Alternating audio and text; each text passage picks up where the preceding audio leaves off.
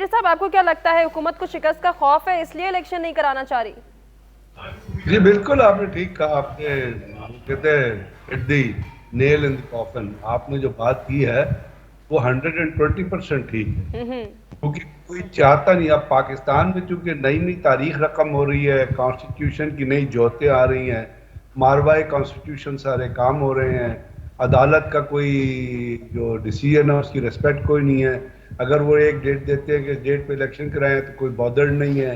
अब बड़ी मर्जी से हम इलेक्शन अदालतें जिनकी पूरी दुनिया में मतलब पढ़े लिखे मुल्कों में देखें, अमेरिका में देखें, बाकी मुल्क, कितनी अदालत की इज्जत, जो फैसला होता है उसकी कितनी तकरीम की जाती है।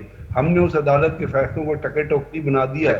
तो अब वह बताएं, जब आपके इंस्टीट्यूशन के फैसलों की इज्जत नहीं है जी। तो हुकूमत बॉदर्ड नहीं है, उसको किसी कोई फिक्र ही नहीं है कि अदालत क्या कह रही है, या कानून की क्या रिक्वायरमेंट है, या कॉन्स्टिट्यूशन की क्या रिक्वायरमेंट है।